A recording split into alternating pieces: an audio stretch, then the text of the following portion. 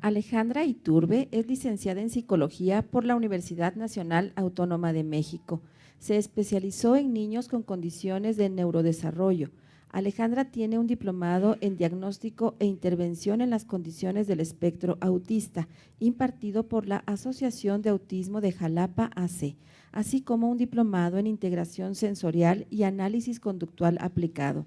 Se certificó también en diagnóstico diferencial de las condiciones del espectro autista por Enlace Autismo AC.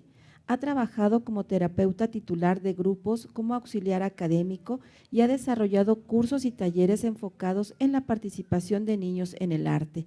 También ha realizado adecuaciones curriculares con el fin de promover la inclusión educativa. Ha colaborado en el desarrollo de programas terapéuticos integrales siguiendo la línea del arte y el esparcimiento. Ha participado en publicaciones en medios impresos y electrónicos, así como en diversos congresos y pláticas. En el 2018 publicó en el libro Notas sobre Autismo como parte de la formulación y modificación de la Ley de Atención y Protección a Personas dentro del espectro autista. María José Olvera es licenciada en Pedagogía por la Universidad Nacional Autónoma de México, especializada en inclusión educativa. Es socia fundadora de Crea tu Mundo Autismo y ha realizado diversos diplomados en integración sensorial, autismo en aula, diagnóstico diferencial y análisis conductual aplicado. Tiene experiencia en capacitación grupal y recursos humanos. Ha trabajado como colaboradora en el diseño instruccional de centros educativos de educación especial, así como en la evaluación psicopedagógica inicial en escuelas regulares. Tiene experiencia como maestra titular de grupos como auxiliar académico y terapeuta individual ocupacional. Ha colaborado en el desarrollo de programas terapéuticos integrales, conjugando siempre la lúdica y el esparcimiento como ejes principales. Se certificó en diagnóstico diferencial de las condiciones del espectro autista por Enlace Autismo AC 2015. Ha participado en publicaciones en medios impresos y electrónicos, así como en diversos congresos y pláticas. En el 2018 publicó en el libro Notas sobre Autismo como parte de la formulación y modificación de la Ley de Atención y Protección a Personas dentro del espectro autista. Ambas ponentes invitadas nos presentan el tema Atención hospitalaria a personas con autismo. Bienvenidas.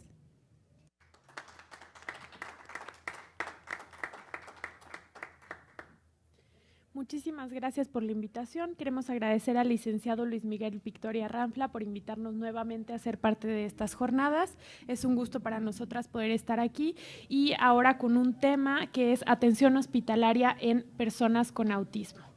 Primero quisiera contarles un poco de a qué nos dedicamos en Crea tu Mundo Autismo para entonces empezar con el tema del día de hoy.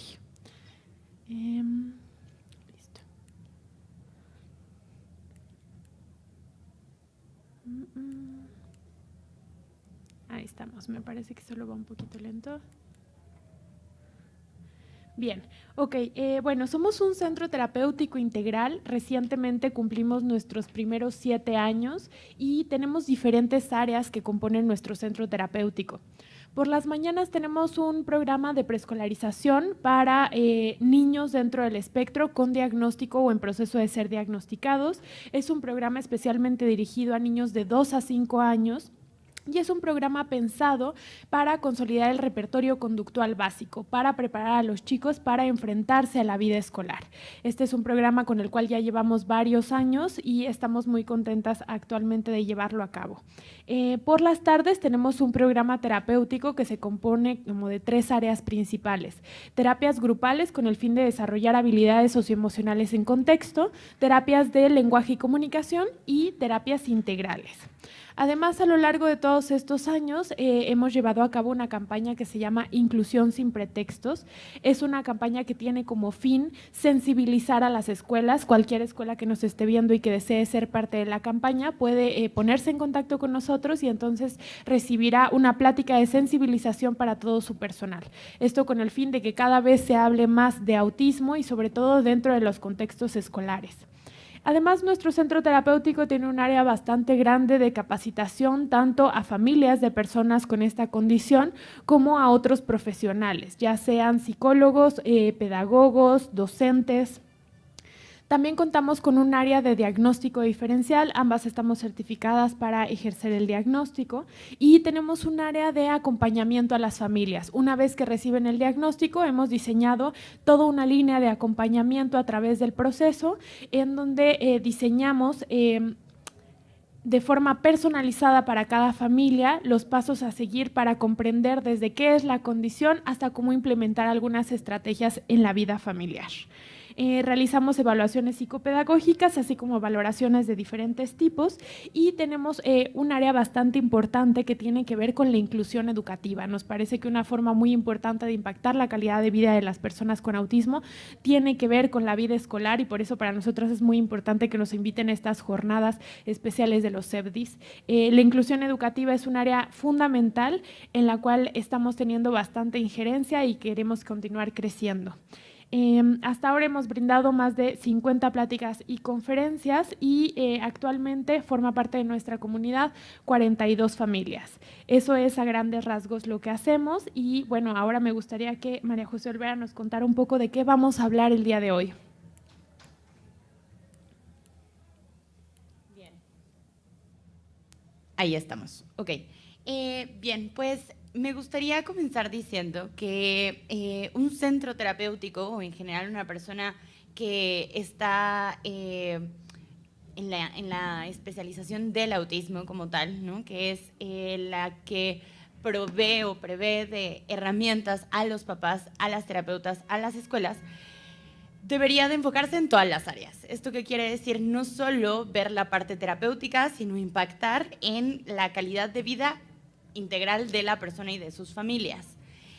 Por lo tanto, la atención hospitalaria y la atención en consulta médica es fundamental para que esto ocurra, para que sea una intervención integral y de calidad. Por lo tanto, ¿de qué vamos a hablar hoy? De autismo. ¿Qué es el autismo y cómo se presenta? Así como, bueno, ya habíamos platicado un poquito la vez pasada que estuvimos por acá, también muy contentas del autismo en todas las peculiaridades y sobre específicamente cómo se presenta, que espero que muchos de ustedes nos hayan visto en esa jornada, que yo creo que también está arriba en YouTube, por si quieren verla. Hoy vamos a hablar un poquito también sobre este tema de qué es, ¿sí? Pero en donde nos vamos a meter muchísimo es en la detección temprana, cuál es la relevancia que tiene una detección temprana y oportuna en cuanto a consultas médicas y atención hospitalaria de calidad. ¿Por qué hablamos de atención de calidad?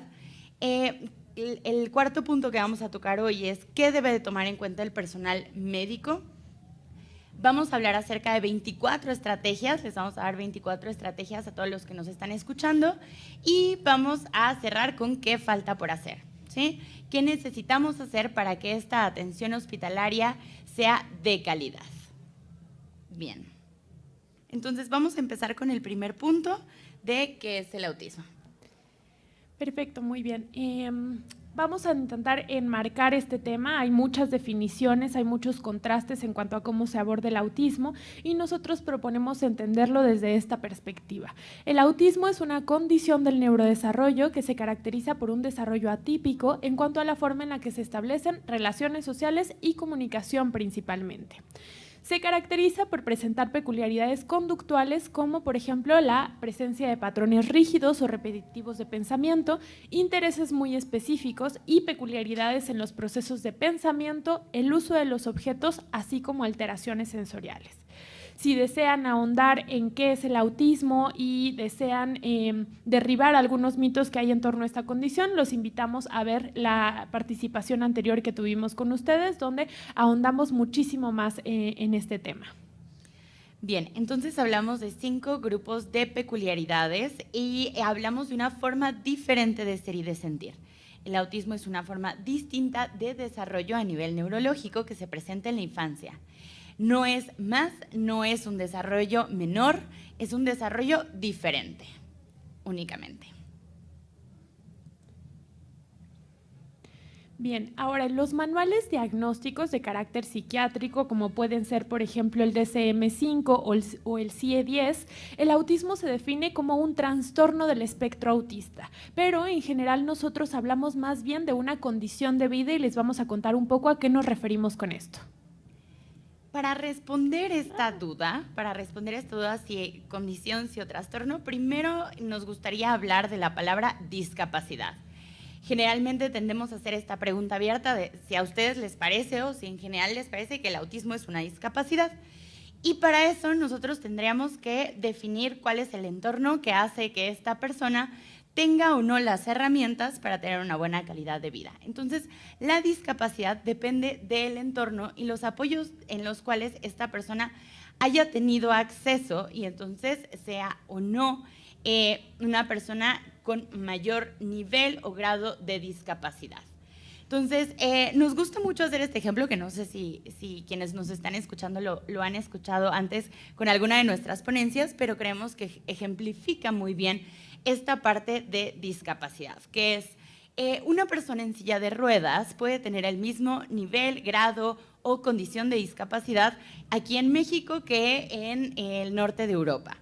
Tiene la misma lesión que le impide movilizarse y que necesita de una silla de ruedas para poder hacer sus compras día con día y ir al trabajo, etc. Necesita este apoyo que es la silla de ruedas.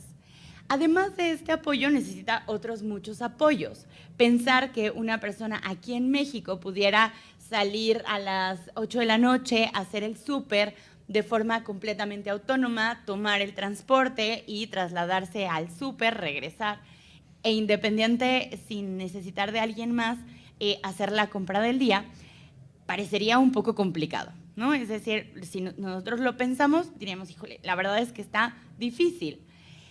Esta persona, quizás con otro tipo de apoyos, en otro lugar, tendría un menor nivel de discapacidad. Entonces, necesitamos entender que la discapacidad depende completamente del entorno y el grado de discapacidad de una persona está en medida determinado por la forma en la que la sociedad responde a esta diferencia. Es importante ver que la discapacidad tiene que ver con los apoyos, las herramientas que se le han brindado. Y bueno, puse este ejemplo de la silla de ruedas, pero en el autismo es similar. Hay niveles de discapacidad dependiendo también de cómo nosotros hayamos brindado las bases en un inicio y cuál sea la calidad de vida de la persona y de sus familias.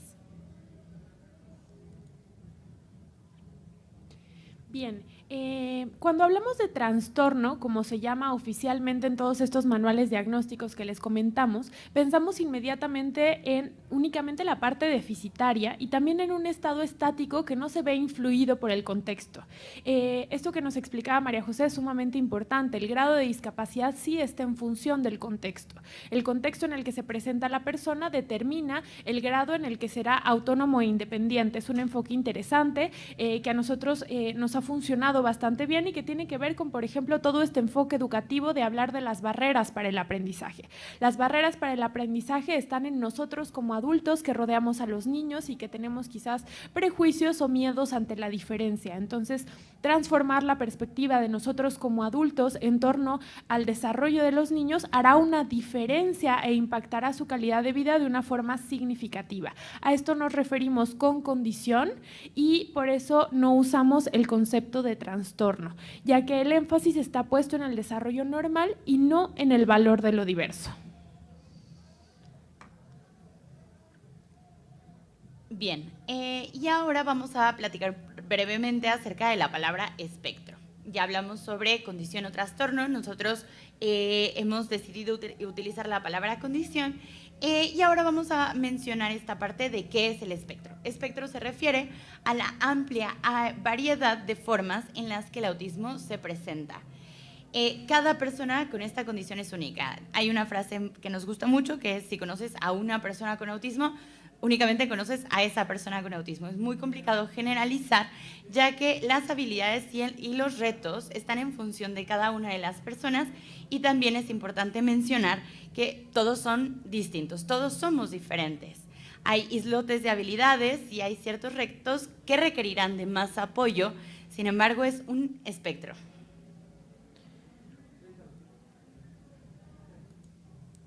Bien, ahora es importante tener claridad sobre ciertos conceptos. Antes, hace algunos años, se hablaba mucho del síndrome de Asperger, por ejemplo, ya que había una categoría diagnóstica separada para Asperger y para autismo.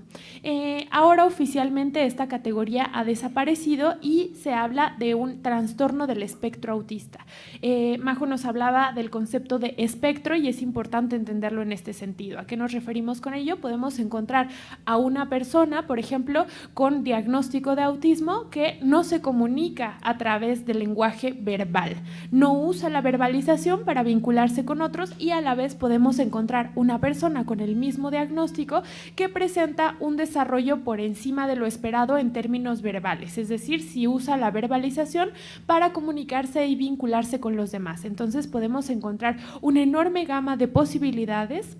No significa que uno sea más autónomo o más adaptativo que otro, significa que son perfiles diferentes y en este caso lo que antes se consideraba como síndrome de Asperger ahora se considera autismo nivel 1, que quiere decir que necesita ayuda. Hablamos de 3 niveles diferentes, en este caso 1 necesita ayuda, 2 necesita ayuda notable y 3 necesita ayuda muy notable. Aquí me parece importante hacer una aclaración, ya que cada centro terapéutico tiene una postura distinta en cuanto a los grados, en cuanto a la forma de hacer diagnóstico. Nosotras no emitimos un diagnóstico haciendo uso de estos grados que marcan los manuales psiquiátricos, sino más bien hacemos una valoración de retos contra habilidades para conocer quién es esa persona en específico. Ok, entonces, bueno, ya enmarcamos un poco el autismo. Vamos ahorita a mencionar algunos retos o diferencias que presentan las personas con autismo, pero sí es importante que ustedes sepan que si quieren conocer mucho más de qué es el autismo, cuáles son las peculiaridades a profundidad, puedan ver el otro video acerca, que tuvimos en las jornadas, o bien una zambullida en nuestra página web o en nuestros cursos que tenemos, porque bueno, ahorita solo les vamos a dar una embarradita breve al respecto.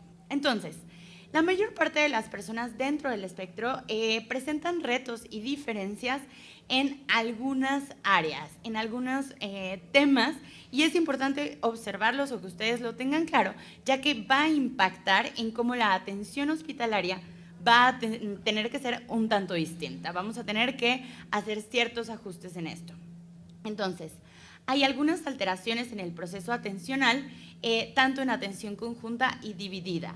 Hay una necesidad de sistematizar y tendemos a la rutina, a que no haya tantos cambios, a tener como más apego a que haya estructura. Esta se relaciona con la siguiente, que es la dificultad para enfrentar ciertos cambios. De nuevo, es bien importante mencionar que no en todas las personas es igual. Habrá personas que tengan mayores retos en estas áreas o menores retos o más habilidades, pero en general esto se presenta en la mayoría de los casos.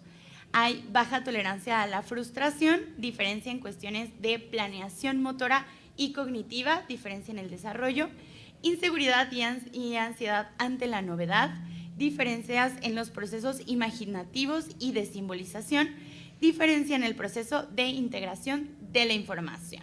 ¿Sí? Bien, vamos a continuar con estos, todavía la siguiente.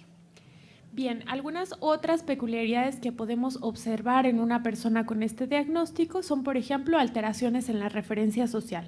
Por referencia social nos referimos exactamente a la habilidad para identificar, por ejemplo, cuestiones jerárquicas a nivel social. Por ejemplo, para una persona neurotípica, y por neurotípica nos referimos a alguien que no tiene una condición del neurodesarrollo, es decir, alguien que tiene un funcionamiento típico a nivel neuronal. Tratamos de evitar el concepto de normalidad, ya que no nos parece que cumple con lo que realmente queremos comunicar, más bien hablamos de personas neurotípicas. Para una persona neurotípica es muy sencillo identificar, por ejemplo, en un esquema familiar quién es la persona más vieja, por ciertos rasgos faciales, por el pelo blanco, por el comportamiento, por una serie de claves sociales que le permiten inferir cuál es la persona más grande de esa familia o, por ejemplo, al entrar a un salón de clases, identificar inmediatamente quién es la figura de autoridad. A eso nos referimos con referencia social, Ahora, también se puede observar dificultad para generalizar lo aprendido previamente, es decir, se adquiere un conocimiento y hay una dificultad para pensar que ese conocimiento que acabo de adquirir tiene diferentes aplicaciones o utilidades.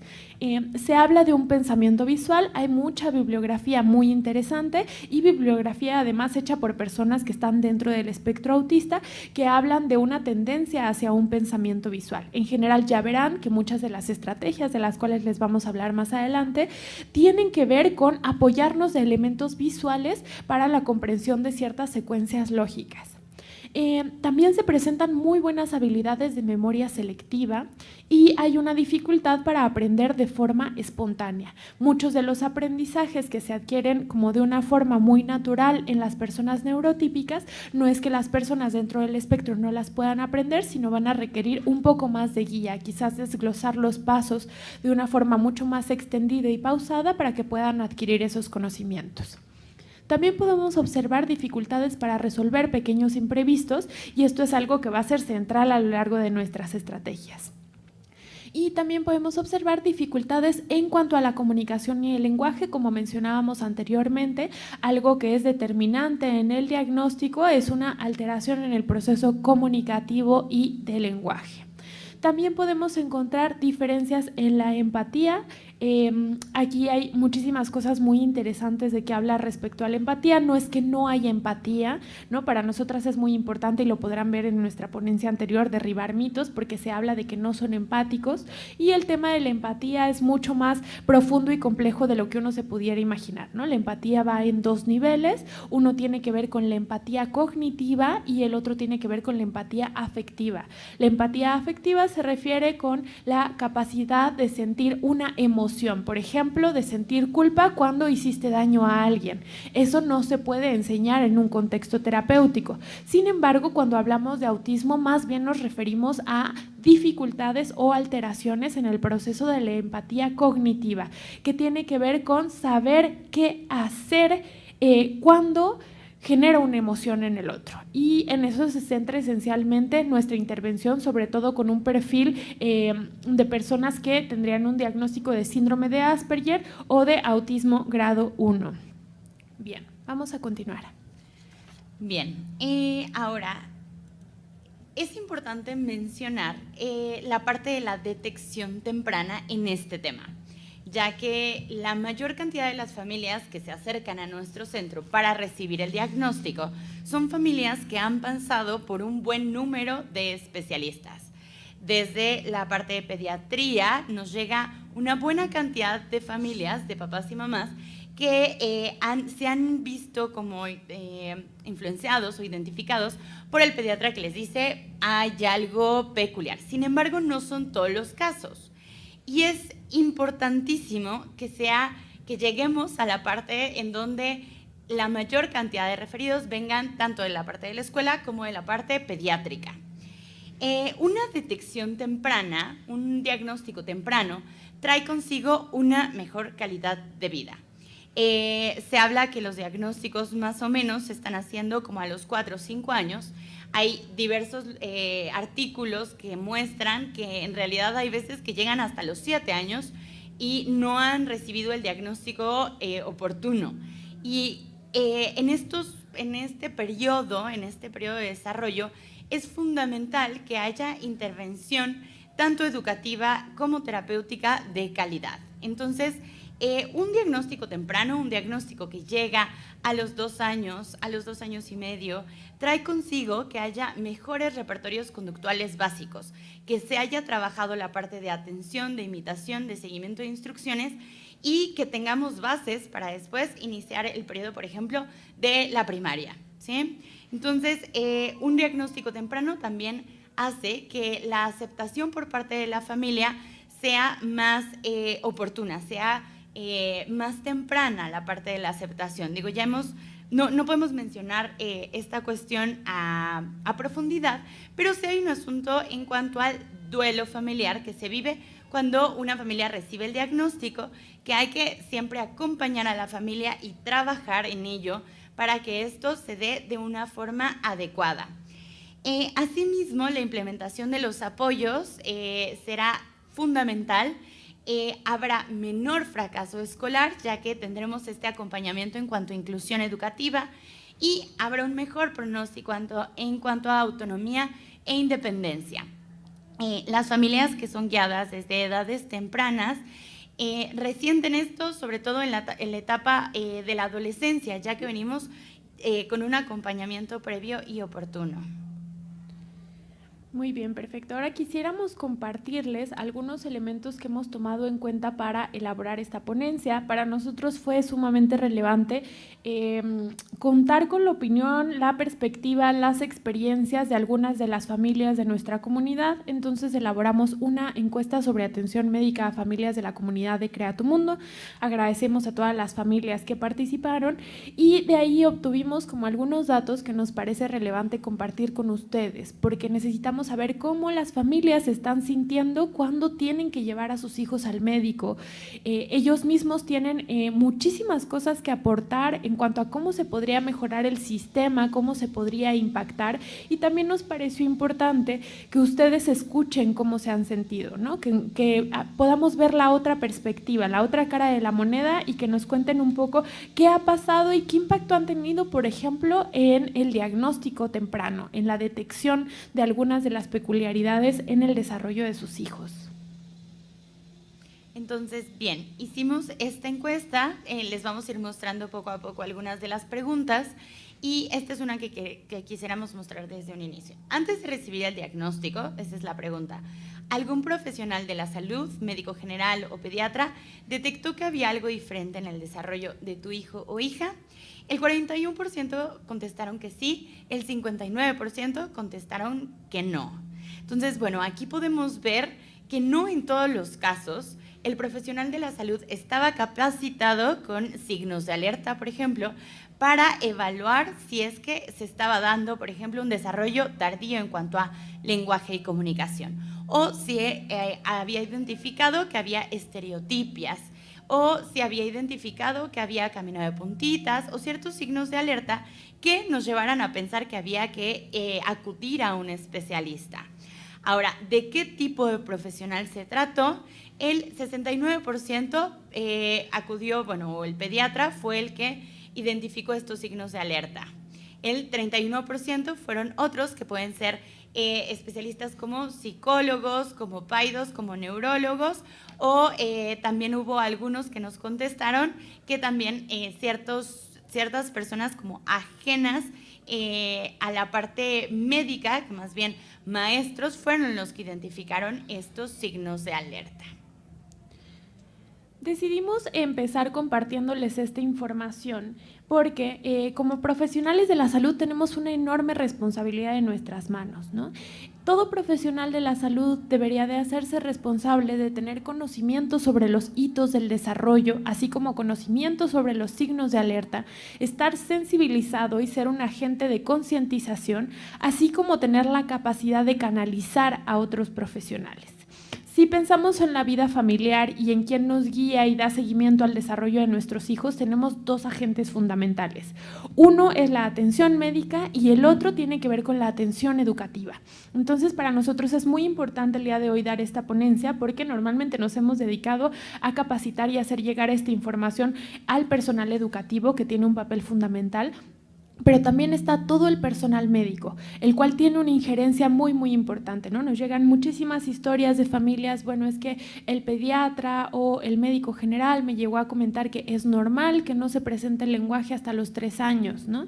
Entonces ya hay muchísima información y bibliografía que nos obliga a estar actualizados y saber que a los 3 años ya se considera un retraso del lenguaje significativo y que habría que tener e identificar algunos signos de alerta para saber con quién canalizar a la familia, ¿no? Saber quién es un buen profesional a quien puedo dirigir, saber cuáles son estos signos de alerta y entonces saber comunicar a la familia.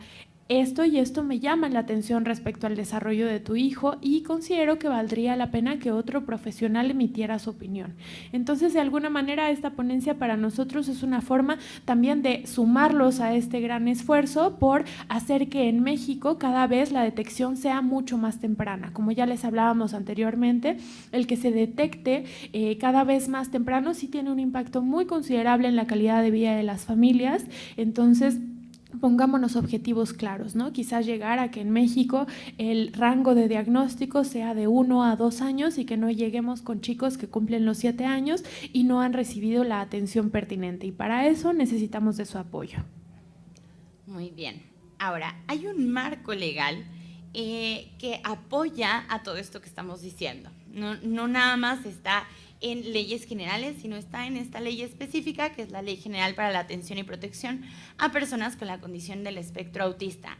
En la fracción 3 menciona que es importante realizar campañas de información sobre las características propias de la condición. En la fracción 4, atender a la población con condición del espectro autista a través de consultas externas, estudios clínicos y de gabinete, diagnósticos tempranos, terapia de habilitación, orientación nutricional y otros servicios que a juicio de institutos nacionales de salud y demás organismos sean necesarios. Y la fracción número 5, que es promover políticas y programas para la protección de la salud integral de las personas con la condición del espectro autista.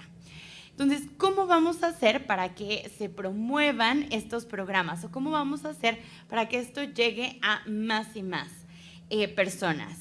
Es bien interesante que evaluemos o que veamos qué está ocurriendo y por qué es que no se llega o no se recibe una atención integral o una atención de calidad por la parte médica en este caso. Entonces, como dice Ale, sumar a que no solo maestros que nos están escuchando, sino que también médicos y personal médico de todo tipo se sume a esta parte de la sensibilización del autismo. Bien, ahora quisiéramos mostrarles otra de las preguntas que hicimos en la encuesta que nos pareció muy relevante para que tengamos conocimiento de ella. Les preguntamos a los padres, ¿consideras que el personal que los atendió en términos médicos tenía conocimientos respecto al autismo? Y nos encontramos con que el 47% nos dijo no. Entonces es algo sobre lo cual tenemos que hacer una diferencia y tenemos que estar absolutamente informados, al menos de las generalidades respecto a esta condición. Sabemos que hay muchísimas otras condiciones sobre las cuales uno tiene que estar informado, pero creo que el que cada vez se abran más espacios de este tipo nos permite entonces estar conscientes de lo que sucede. En la ponencia pasada tuvimos un espacio específico para hablar de los signos de alerta, los invitamos a que lo consulten y también en nuestra página web, la cual mencionaremos al final de esta ponencia, podrán encontrar todos los signos de alerta y además un filtro de detección que puede ser de gran ayuda para el personal médico. Este filtro lo puede llenar cualquier persona, no tiene que ser necesariamente los padres, sino puede ser un cuidador o alguien cercano a su desarrollo. Y si se llega a cierto puntaje en cuanto a este filtro, podemos pensar que es necesario acudir con un especialista para realizar una valoración diagnóstica. Es importante que sepan que este filtro no es un mecanismo de diagnóstico, sino únicamente es una herramienta de cribaje para decir, bueno, hay que acudir con un especialista. Bien, ahora, a través de esta encuesta y a través de diversa bibliografía, artículos, experiencias propias, hemos identificado algunas dificultades en cuanto a la atención médica a personas con autismo. Algunos retos cuando hablamos de atención hospitalaria son desconocimiento de la condición por parte del personal sanitario. Observamos que hay personal variable a lo largo de todo el proceso de atención, tanto en cuanto a consulta como a la parte hospitalaria. Observamos que hay ciertos temas con el instrumental y aparatos desconocidos, nunca antes visto por parte de las personas con autismo, que hace que sea mucho más complicado esta parte de atención hospitalaria y de consulta. Algunos otros retos que hemos destacado a través de la bibliografía y la experiencia que hemos tenido tiene que ver con problemas de tiempo. ¿A qué nos referimos con esto? Hay una dificultad para anticipar y mantener la calma, ¿no? Normalmente, por ejemplo, la atención en urgencias tiene tiempos muy específicos. Transicionamos de un espacio a otro, de un especialista a otro, como mencionaba Majo. Entonces tenemos dificultades en cuanto al tiempo que no nos permiten tener una pausa para mantener la calma entre un proceso y otro. También hay sobresaturación de demandas en el servicio, hay una necesidad de atención rápida con un nivel de calidad y eficacia no solo a un paciente, sino a todos los que se están presentando, y en general nos encontramos con que hay una falta de manuales procedimentales. También decidimos entrevistar a 2 médicos para esta ponencia y ambos nos hablaban de que, bueno, hay algunas herramientas de apoyo, sin embargo, no existe actualmente un manual procedimental específico en México que nos hable de cómo atender en el sistema hospitalario a una persona dentro del espectro. Al final hablaremos como de, bueno, ¿y ahora qué nos toca, no? ¿Cuál es el siguiente paso de todos nosotros? Y tiene que ver con crear estos procesos. Ahora, ¿qué nos dicen los padres y madres? ¿Qué nos comentaron en esta encuesta? En la pregunta ¿qué cambiarías de la experiencia que tuvieron con sus hijos? Mencionan en realidad mencionaron bastantes cosas, pero sobre todo pudimos sintetizarlo en estos 4 puntos. Que los médicos tuvieran la información necesaria, que me dejaran estar con él para poder calmarlo y explicarle lo que pasaba, que todos los profesionales médicos que tratan con niños conozcan sobre el autismo.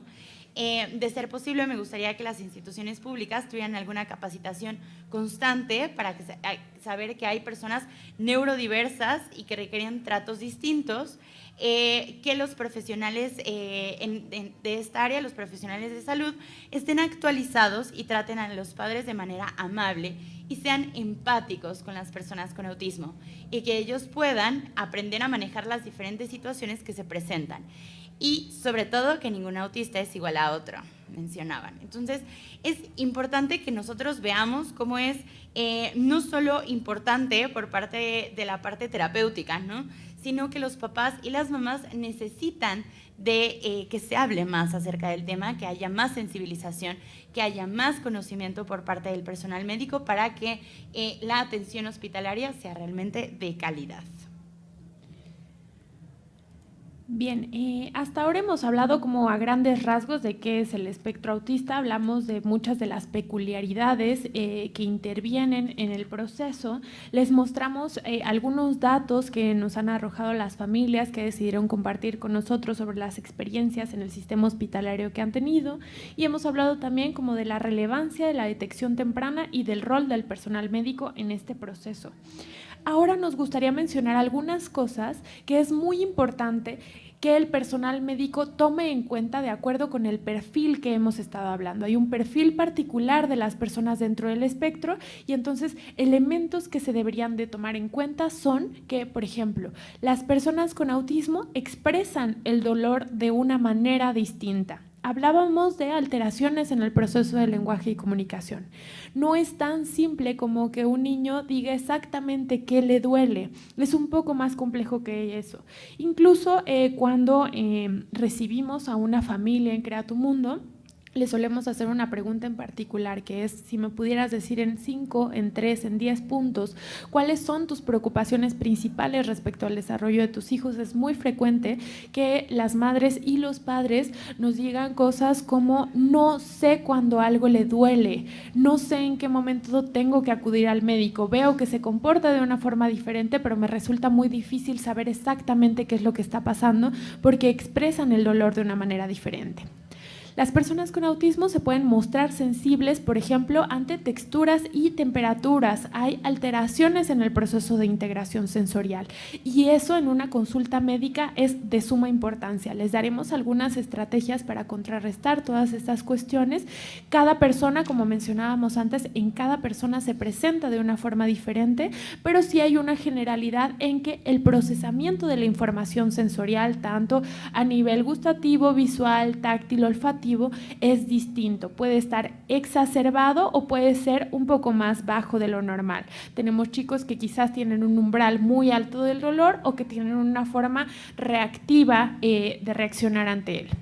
Ahora, las personas con autismo tienen estereotipias. Estereotipias son los movimientos repetitivos que pueden llegar a presentar.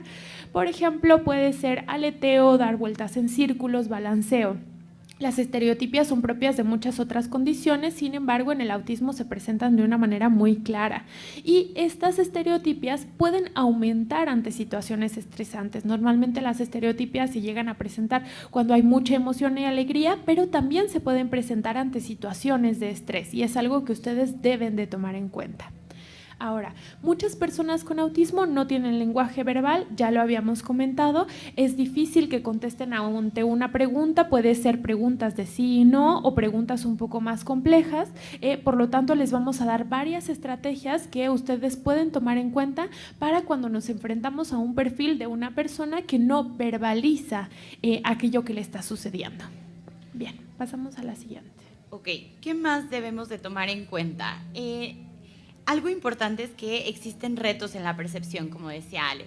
Por lo tanto, hay ocasiones en las cuales las personas con autismo no identifican de dónde viene ese malestar.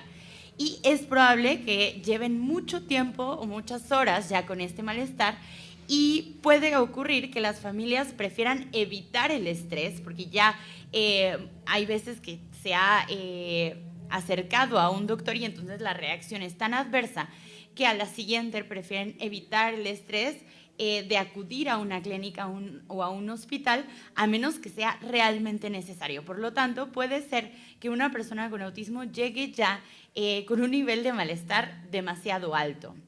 Ahora, para una persona con autismo, experimentar una situación nueva, una situación cambiante, una situación distinta a la cual no nos habíamos enfrentado en el pasado, puede ser sumamente estresante. Hay muchos retos en cuanto a cuestiones de prospección que dificultan que una persona haga un mapeo o una idea, una estructura mental de qué es lo que va a ocurrir. Entonces, es importante tener claro que va a haber ciertas herramientas o ciertas estrategias que les vamos a brindar que tienen que ver con esta parte de la anticipación.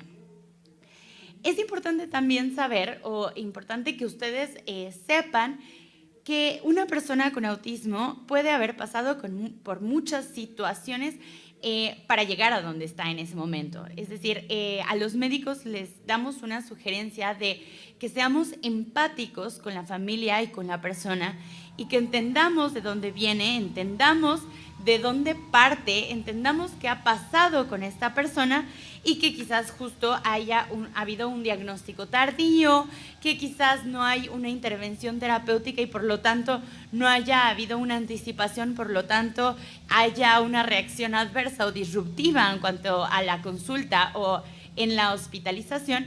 Pero es importante tener claro, tener en mente esta pregunta de ¿qué ha tenido que pasar esta persona con la que estoy enfrente, en la que voy a tener esta consulta? Bien, ahora les queremos compartir algunos de los comentarios que nos hicieron los padres de familia ante la pregunta ¿cuál consideras que es la principal dificultad al llevar a tu hijo o hija al médico? Los padres nos decían cosas como sería bueno que mostraran los instrumentos que van a usar en su cuerpo. También sugerían los padres hacer dinámicas de juego durante la revisión para que a ellos no les cause angustia o miedo. Otras familias nos recomendaban igual revisarlos como si fuera un juego. Sugieren también que se informen sobre el autismo y no impongan un prejuicio sobre las conductas de los jóvenes. Nos comentan también no tocarlos en la cabeza, manos y cuerpo por hacerles algún cariño. Nos hablan de que el contacto físico innecesario puede empezar a desencadenar una situación de estrés. Cuando se trata de manipularlos manualmente para hacer revisiones, sugieren hacerlo con firmeza pero sin usar la fuerza. Como verán hasta ahora, muchos de los comentarios de los padres tienen que ver con las cuestiones perceptivas que mencionábamos antes. Hay una diferencia en cómo se procesa la información sensorial, por lo tanto, hay quienes reaccionan al tacto de una forma evasiva y hay quienes efectivamente el juego de cosquillas puede ser una muy buena entrada para hacer una revisión médica y cada perfil va a ser completamente diferente, pero sí tenemos que considerar que a nivel sensorial hay una diferencia en cómo se procesa la información y aquí varios de los padres nos sugieren hacerlo a través del juego, lo cual es una herramienta importantísima. Otras cuestiones que mencionaban los papás es dar ciertos tips a los padres de cómo se van a llevar a cabo cierta toma de muestras o para realizar un electroencefalograma. Lo mismo del juego mencionaban, es algo que se repite bastante. Paciencia y amor hacia todos los niños. Si ven que se estresan, mantener la calma. Me voy a detener rapidísimo en esto. Es una de las grandes estrategias que vamos a brindar, ya que la calma o toda la parte de mantener una estrategia de estar relajados nosotros va a hacer que también la familia se sienta así. Y es difícil, pero no imposible, si lo realizan con amor y superan sus situaciones personales del momento, la atención puede ser mucho mejor.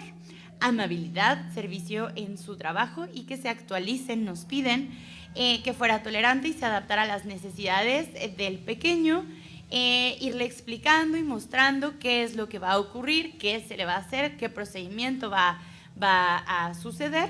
Y que nos preguntara si tiene alguna condición o si hay algo que le cause alguna crisis o algún momento de estrés que lleve a situaciones disruptivas o desencadene en ciertas cuestiones de ansiedad más fuertes. Entonces, bueno, ahora vamos a empezar a mencionar algunas de las estrategias que les vamos a ir brindando. Bien, hasta ahora les brindamos todo este panorama y además les compartimos cómo es que lo han vivido las familias. Ahora vamos a empezar con estas estrategias puntuales que ustedes pueden implementar y que se vinculan por completo con todo el perfil que hemos visto hasta ahora y que hace que tanto la consulta como la hospitalización sean diferentes al atender a una persona con condición del espectro autista. Entonces, primer sugerencia, reajustar expectativas y flexibilizar nuestra forma de actuar. Creo que es una de las herramientas fundamentales y que es muy difícil de aplicar, ¿no? Tenemos un mecanismo de acción, tenemos un protocolo que nos hace decir paso A, paso B, paso C. Sin embargo, cuando nos enfrentamos a una persona dentro del espectro, tenemos que flexibilizarnos y hacer saber que no necesariamente va a funcionar como lo estábamos imaginando y vamos a tener que crear y modificar este protocolo porque es probable que no funcione y si nuestro objetivo claro es hacer una evaluación de calidad, brindar una atención médica de calidad, va a ser importante que sepamos que las cosas no van a funcionar de la misma manera en la que hemos estado acostumbrados hasta ese momento. Segunda estrategia, dirigirse al paciente directamente. Me parece una estrategia muy importante ya que en el autismo hablábamos de que hay una alteración en términos de comunicación y lenguaje, pero hay un fenómeno muy interesante en este sentido. Es decir, podemos encontrar una persona que no verbaliza o que no se comunica con los demás, no se vincula con los demás a través del lenguaje. Eso no quiere decir que no haya una comprensión. Normalmente la expresión y la comprensión están desfasadas. Por lo tanto, es muy importante que ustedes, sin importar la edad, sin importar si la persona es verbal o no, se dirijan directamente al paciente. Vamos a dar algunas pautas como de cómo dirigirse y cómo debe de ser este lenguaje, pero no hagamos como si no estuviera ahí por el simple hecho de que no se comunica a través de la verbalización. La tercera estrategia tiene que ver con permitir que los padres o tutores siempre acompañen a las personas con autismo en todo el proceso. La presencia de una persona cercana definitivamente va a ayudar de mejor manera a la adaptación a los cambios. Entonces, dentro de estos protocolos que sugerimos que se creen y que podamos en algún momento crear en conjunto, sí tiene que ver con flexibilizarse y que el niño no pase solo a ciertas evaluaciones, sino que sea acompañado por su cuidador primario en todo el proceso. La cuarta estrategia que sugerimos es que cuando se encuentren con una persona no verbal, pregunten a sus padres o tutores si tiene alguna forma de comunicación alternativa. ¿A qué nos referimos con esto? Hay toda una serie de mecanismos de comunicación que pueden ayudar en este proceso. Hay personas que se comunican a través del señalamiento de pictogramas o que les favorece otros métodos aumentativos y alternativos de comunicación. Tenemos que preguntar a los padres de familia normalmente cómo se comunican con esta persona, para entonces implementar algunas de esas herramientas y obtener información de lo que está sucediendo. Bien, la siguiente estrategia, la número 5, tiene que ver con la parte de la anticipación. Anticipar todos los procedimientos, toma de signos, punciones, extracciones de sangre, toma de muestras, etcétera. Se ha visto que si hay una anticipación por parte de la familia o por la parte terapéutica, va a ser mucho más fácil y va a disminuir la ansiedad que se le presenta a la persona en cuanto a los cambios. Al final, si nos da tiempo, mostraremos una página que se llama Dr. Tea, que ha hecho toda unos manuales muy interesantes con pictogramas, con apoyos visuales, con videos acerca de ciertos procedimientos que les generan angustia a las personas con autismo. La número 6 es preguntar qué estrategias han funcionado en el pasado, tanto los cuidadores como las personas con autismo, ¿sí? ¿Qué estrategias se implementaron cuando esto ocurrió y si funcionaron o no? ¿Y qué es lo que podríamos hacer nosotros para cambiar, para modificar o para hacerlo de la misma manera? El número 7 es dejar que la persona experimente con la herramienta que se usará. En caso de poderse, y obviamente que no sea peligroso, se sugiere que las personas con autismo manipulen el material que se usará en ellos. Esto también disminuye muchísimo la ansiedad, ya que crea una sensación de no estar ante un objeto que va a específicamente ser aversivo para mi cuerpo. Lo manipulo, lo siento y entonces voy percibiendo este objeto de una forma distinta, voy integrando, voy modulando y esto va a hacer que cuando ya sea en otra parte del cuerpo no sea o no se sienta tan aversivo, no se sienta como si fuera a hacerme daño. Bien, como se habrán dado cuenta hasta ahora, muchísimas de nuestras estrategias tienen que ver con herramientas de prospección, ¿no? Cuando hablábamos de todo el perfil de una persona dentro del espectro, hablábamos de una dificultad para generalizar el aprendizaje y hablábamos de una dificultad para anticiparse a los cambios y para enfrentar los cambios. En general, las personas dentro del espectro autista les es difícil recuperar la información sobre el pasado para pensar qué les puede suceder en el futuro. Entonces, comentamos esto para que hagan un poco un ejercicio de sensibilización, de pensar cómo una consulta médica o una hospitalización puede representar muchísimos miedos para una persona dentro del espectro. Por ejemplo, nosotros actualmente como adultos o como personas neurotípicas acudimos al médico y quizás el médico implica sensaciones de dolor. El que nos tomen una muestra de sangre, el que vayamos al dentista y nos saquen un diente, implica todo un proceso de dolor que soportamos, pero pensemos por qué lo soportamos. Soportamos ese proceso y controlamos nuestra ansiedad porque tenemos la capacidad de saber las implicaciones a futuro. Porque tenemos buenas habilidades de prospección que nos permiten saber que el que nos extraigan un diente, a pesar de que es un proceso doloroso, eventualmente nos va a traer bienestar. Somos capaces de comprender que nos van a tomar una muestra de sangre porque entonces vamos a averiguar si está algo bien o mal con mi cuerpo. Ahora imagínense que hay una dificultad para pensar cuál es el beneficio de ese proceso y no podemos comprender exactamente cuál es la función de lo que está sucediendo. Además, estamos rodeados de personas que no nos hablan directamente, que no nos explican qué es lo que va a suceder y además hay un malestar físico que nos ha llevado a esta situación. Son una serie de cosas que aumentan la ansiedad a niveles muy altos y que pueden volver difícil este proceso.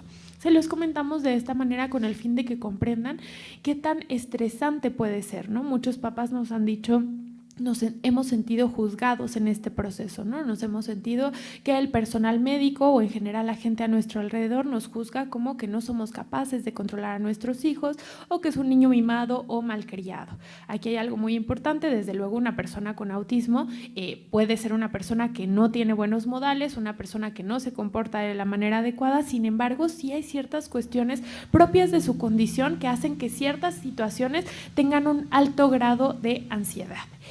Otra de las estrategias que les sugerimos tiene que ver con narrar en todo momento lo que sucederá, comunicar paso a paso qué es lo que va a ocurrir, de tal manera que le demos herramientas para disminuir la ansiedad y saber qué esperar. También les sugerimos estructurar por medio de apoyos visuales. Por ejemplo, los pictogramas, estas imágenes muy concretas se llaman pictogramas. Les sugerimos hacer historias sociales. Esto es un ejemplo de una historia social muy sencilla que es yo voy al hospital. Esto se puede llevar tan lejos como queramos y justo la plataforma de la que les hablaba Majo es muy interesante porque profundiza en todos los procesos relacionados con una visita al médico que tienen que ver con apoyos visuales para la prospección. Es una sugerencia muy importante y una estrategia que usamos pues día a día en la intervención de personas dentro del espectro. Bien, continuando con las estrategias, la número 10 es, bueno, en la medida de lo posible, disminuir tiempos de espera.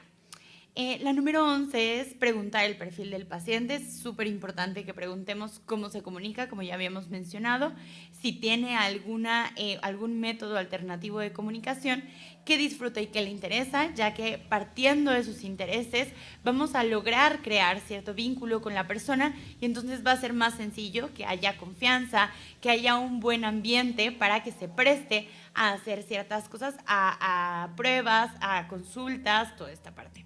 ¿Qué le molesta? ¿Qué es lo que le incomoda? ¿Qué no disfruta? ¿Y qué retos enfrenta?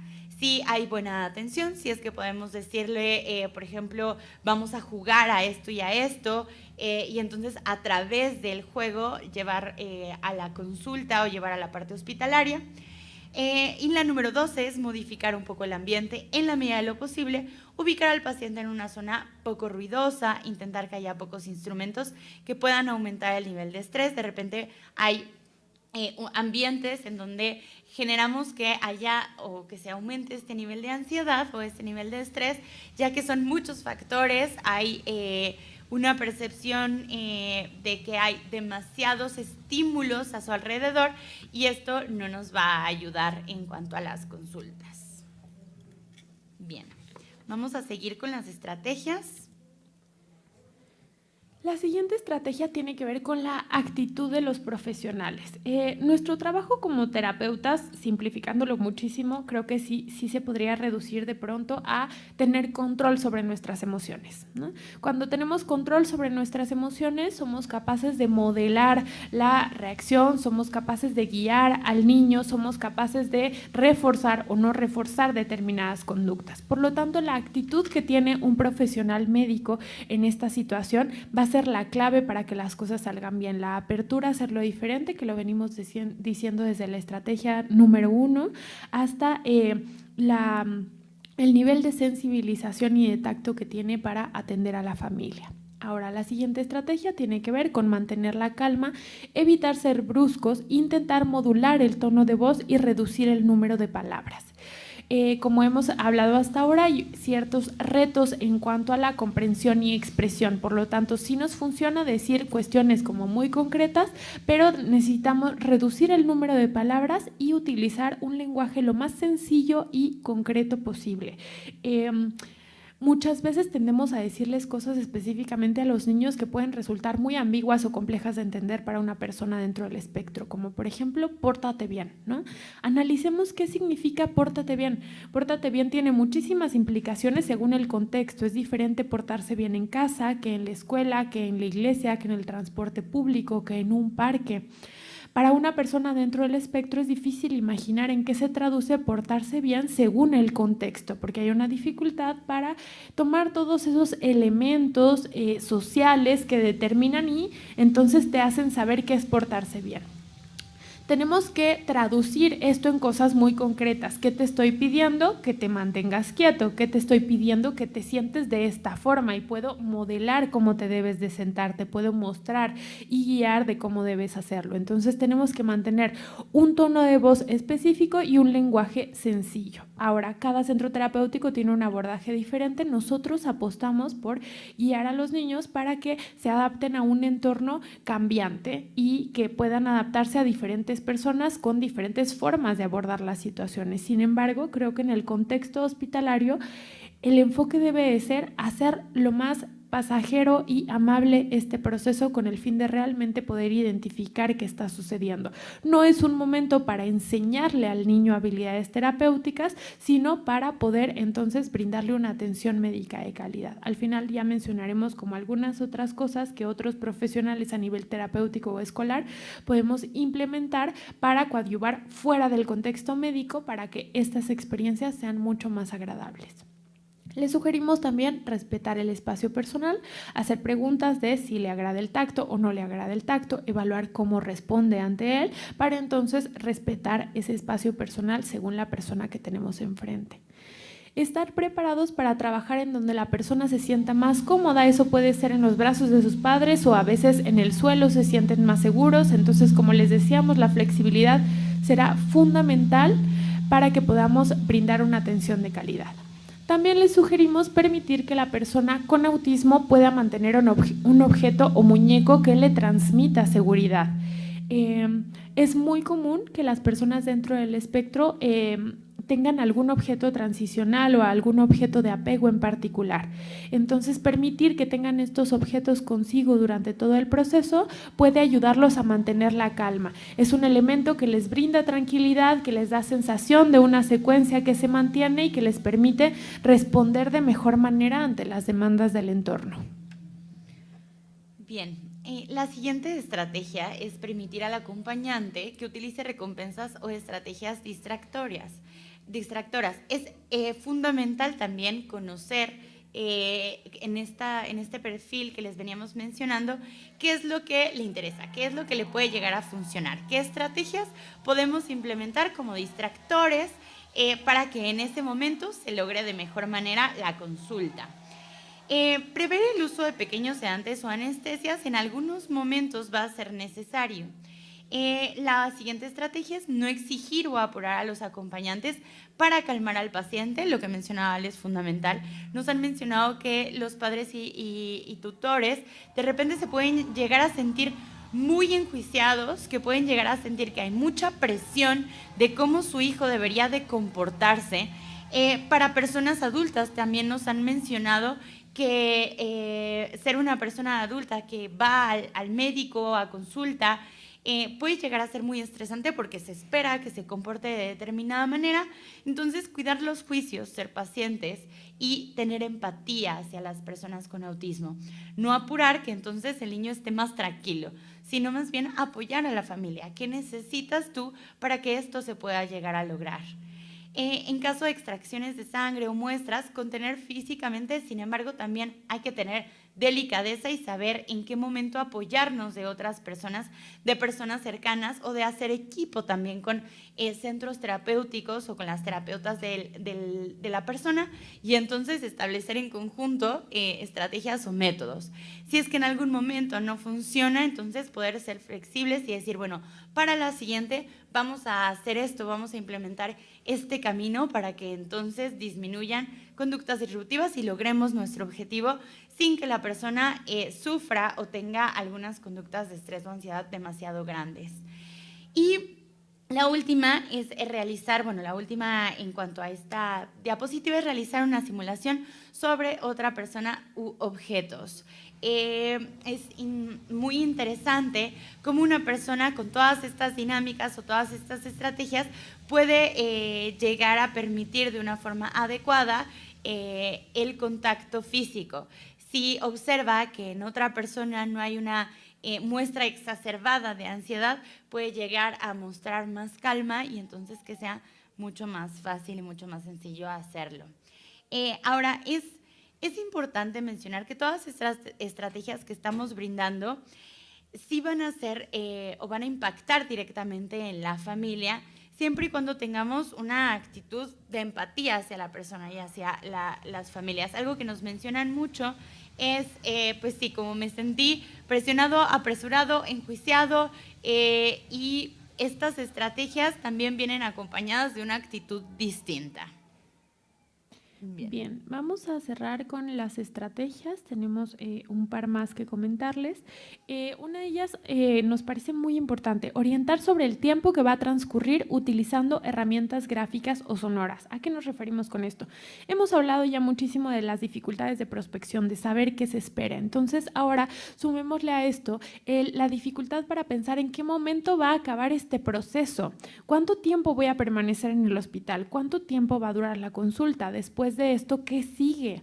Entonces, de pronto, herramientas anticipatorias y sobre todo que le permitan saber en cuánto tiempo vuelve a casa o en cuánto tiempo va a suceder eso que le trae confort, puede hacer una enorme diferencia y a veces puede tomarnos tan solo unos minutos, puede ser de forma verbal, dependiendo de la comprensión de la persona, o podemos brindarnos de apoyos visuales o incluso sonoros. ¿Sonoros a qué nos referimos? De pronto, poner una alarma puede hacer una enorme diferencia. Necesito que esperes 15 minutos y voy a poner una alarma que suene dentro de 15 minutos. Una vez que suene, entonces va a suceder determinada cosa.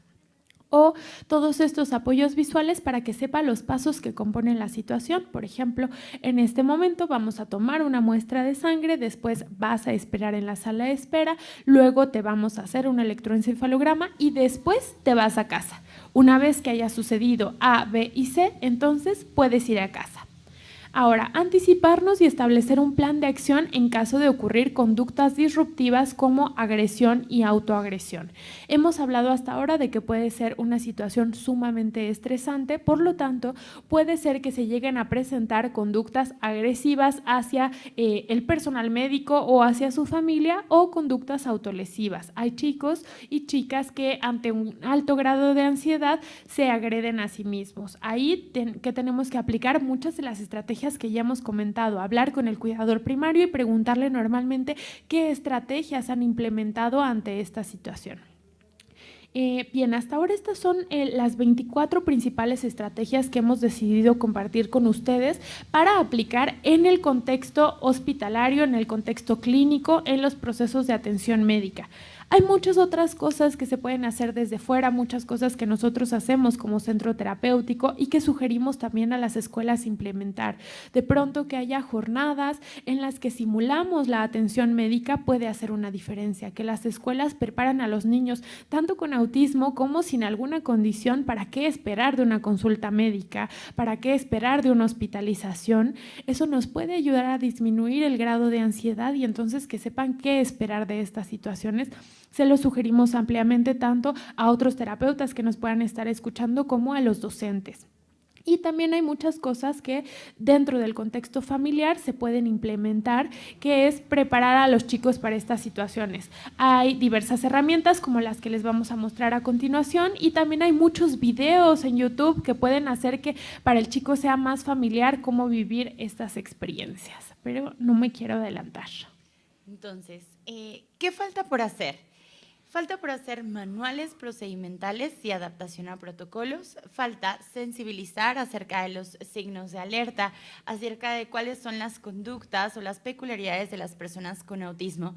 Y falta dar ciertos apoyos anticipatorios por parte de los padres y por parte de la parte terapéutica, como la página que les vamos a mostrar a continuación. Entonces, bastante como resumido, nos parece que estas son las acciones que podrían llevar a que las personas con autismo y sus familias tuvieran una atención de calidad e integral por la parte hospitalaria y los servicios médicos. Ahora, ninguna de estas estrategias nos van a funcionar por sí solas, es decir, puede existir un manual procedimental, sin embargo, si no hay la suficiente sensibilización de decir, bueno, yo como personal médico, ¿cómo me siento enfrente de una persona que se comporta diferente? ¿Cómo me siento ante esta situación? ¿Me siento capaz o no me siento capaz? ¿Sé de qué se trata? ¿He escuchado del tema? ¿La institución a la que pertenezco se ha preocupado por brindarme la capacitación necesaria para hacer esto o no? Entonces va todo de la mano. Sí es necesario toda la parte procedimental, todos los protocolos que sean necesarios, pero también es necesaria la sensibilización. Entonces les pedimos que si les ha parecido esta información útil, también la compartan con otros profesionales para que cada vez hablemos más de esta condición. Ahora nos gustaría mostrarles uno de muchos ejemplos que pueden existir. Esta es una página muy interesante que muestra cómo se puede llevar bastante lejos y muy bien estructurado, un sistema que permite anticipar a la persona dentro del espectro con cómo proceder ante una visita al hospital. Entonces, bueno, esta es una plataforma creada por Fundación Orange, que es una fundación que hemos seguido a lo largo de los años y que tiene propuestas bastante interesantes con algunas instituciones de salud en España. Entonces, bueno, este es el hospital y es una forma interactiva en la que sale un doctor que se presenta a sí mismo, nos dice: hola, soy el doctor Tea y te voy a ayudar a preparar tus visitas al hospital, explicándote cómo son las principales pruebas médicas con viñetas, videos y dibujos animados. No les vamos a mostrar toda la página, tan solo es una pequeña visita para que se den una idea de cómo podemos brindar ciertos apoyos visuales. Entonces, bueno, entramos y en lo que se compone es de, primero, distintos espacios, pruebas, profesionales, instrumentos y juegos.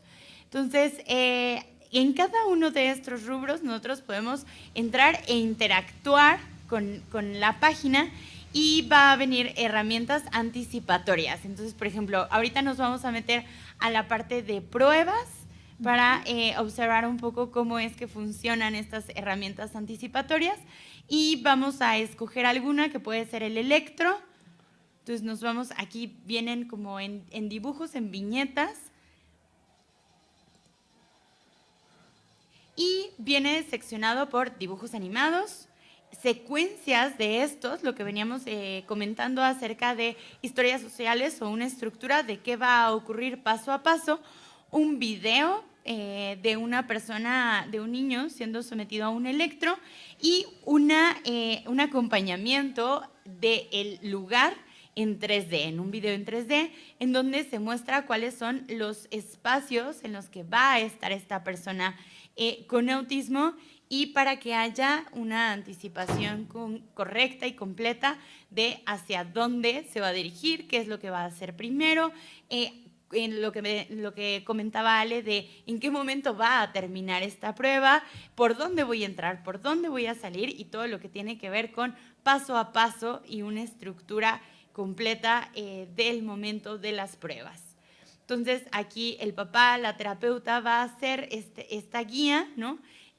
Lo que va a ir paso a paso: estoy durmiendo en casa, después mi mamá me despierta muy temprano, después me quedo jugando en la habitación, después vamos al hospital en coche, llegamos al hospital, por donde vamos a entrar, entramos, saludamos, en la mesa de admisión mi mamá me da tal cosa, me dicen que haga tal cosa, vamos a la sala de espera por los pasillos, esperamos hasta que oigo mi nombre y entonces entramos a la sala.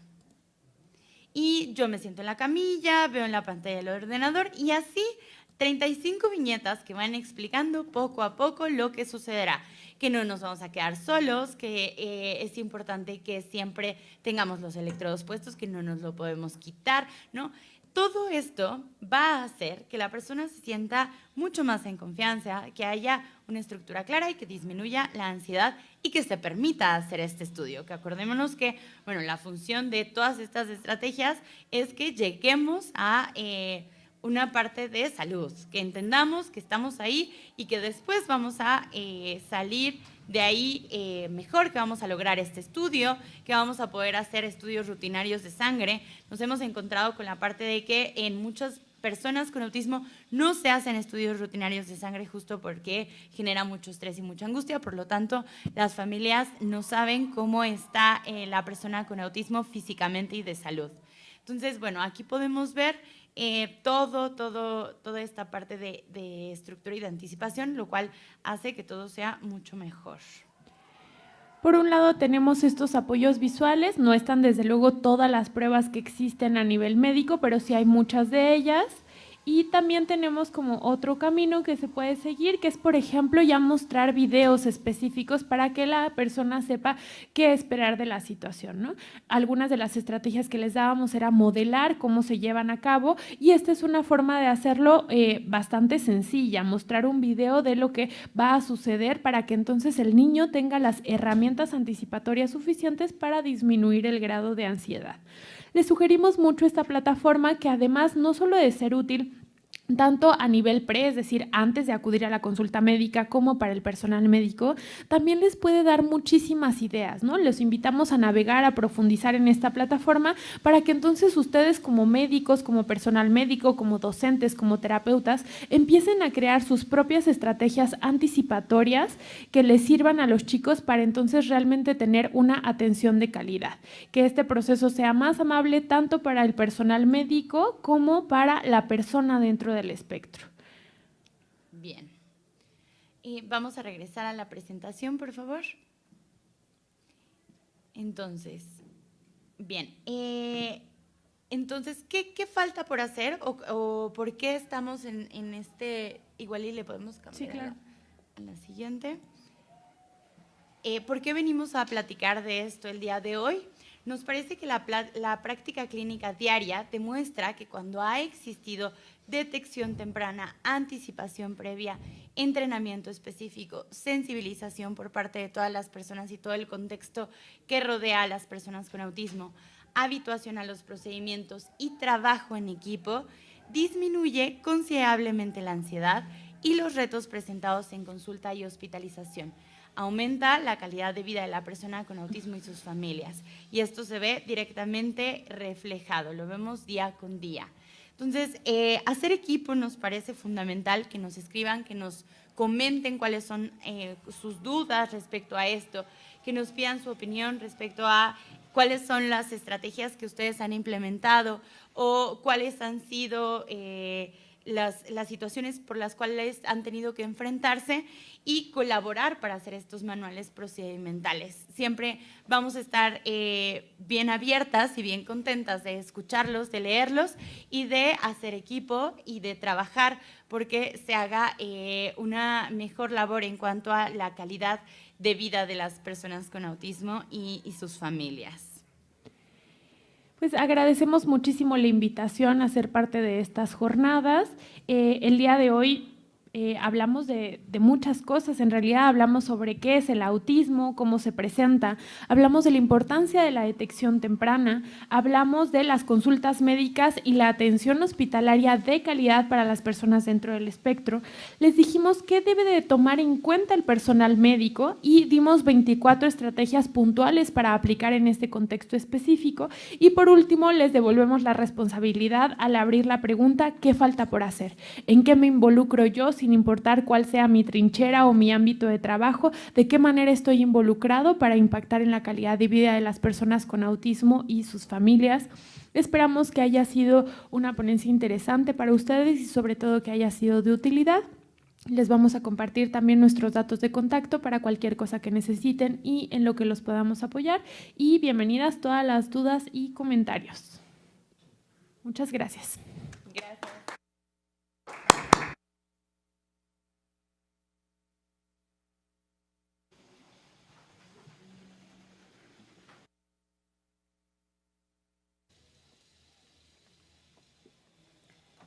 Enseguida, el doctor Juan Carlos Paredes Palma, coordinador de capacitación del CENTISTE, dará la conclusión de esta jornada en representación del licenciado Luis Miguel Victoria Rampla, presidente del Comité Ejecutivo Nacional del CENTISTE.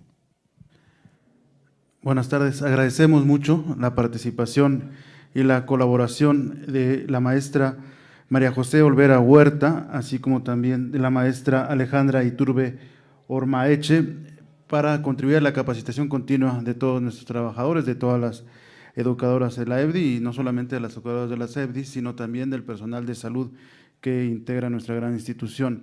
Vamos a leer, hay muchos comentarios, agradecimientos, sobre todo por la ponencia, les piden sus contactos que ya hicieron favor de compartir comentarios, pues y felicitaciones básicamente como tal, quedó todo muy claro, no hay preguntas, pero sí muchísimas felicitaciones y comentarios y agradecimientos.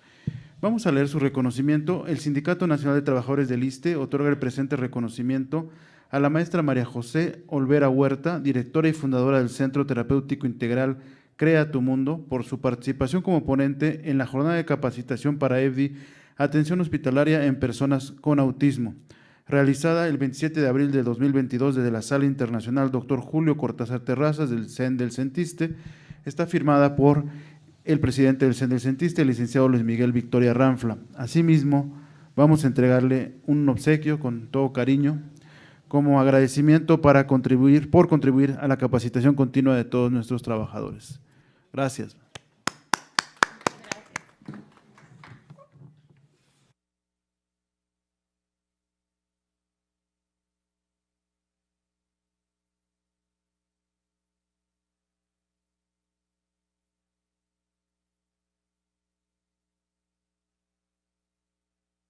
Vamos a hacer entrega del reconocimiento.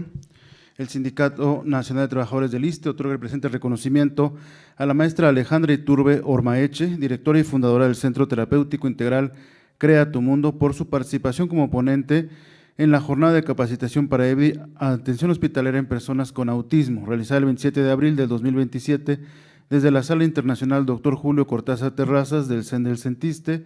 Está firmada por el licenciado Luis Miguel Victoria Ranfla, presidente del CENTISTE, y de igual manera vamos a hacerle llegar un presente por contribuir con toda la capacitación de todos los trabajadores. Muchas gracias.